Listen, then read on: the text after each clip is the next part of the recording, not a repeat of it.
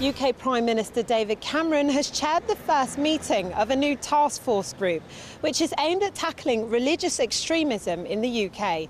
JM1 spoke to a member of Parliament and an academic to find out more. Following the death of British soldier Lee Rigby, senior government officials attended the meeting.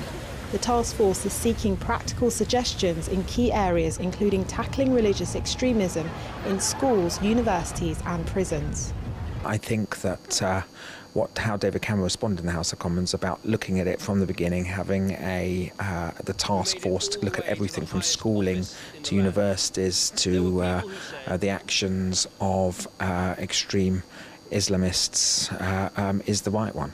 Back in 2007, the government set up the PREVENT programme as part of its counter-terrorism strategy to provide support to those at risk of supporting violent extremism.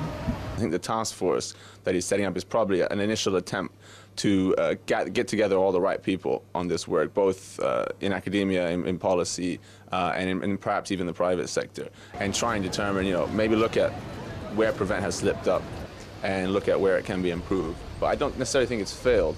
PREVENT's a very hard thing to actually gauge the success of, because you can't point to the fact that no attacks happened as success.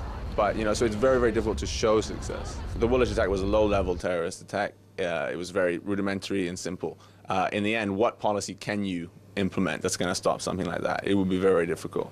The mosques have to be, where there is a problem, they have to be monitored, and preachers of hate are removed. Where it is going on in our prisons, zero tolerance, and the government and the relevant authorities should do everything possible to ensure that there are moderates there and look at actually what is going on, look at the literature. Anyone promoting this kind of stuff, if they're not British citizens, they should be, in my view, deported. The task force will also look at UK universities, as several officials believe they play a significant role in combating religious extremism. We've had numerous, countless reports of preachers with very, very rigid and extreme interpretation of Islam being pushed and presented by these Islamic societies as the most sort of reliable sources for information on the religion. What we'd like to see is a wider set of options for Muslim students. At the moment, and it also really depends per university, per Islamic society. It's very difficult to prove any links between universities and radicalization, and because unless we hear from the actual radicalized individuals where it happened, which is very rare, it's very hard to make that determination. Despite reports of minor cases of racial tension in southeast London, many are keen to stress that the actions of minority extremists are not demonstrative of community groups. The Muslim faith, which is peaceful and has existed for many, many years. They are good people. They've done nothing wrong. They have their faith like we do, like Jewish people do, like Christian people do, and they should not have to give a statement or apologise or anything for the actions of extremists. So we've got to be very careful that we focus on extremists and not tar everyone with the same brush.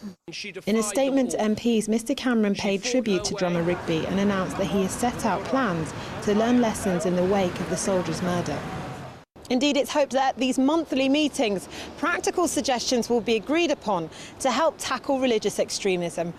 This is Celestina Ololode for JM1 in London.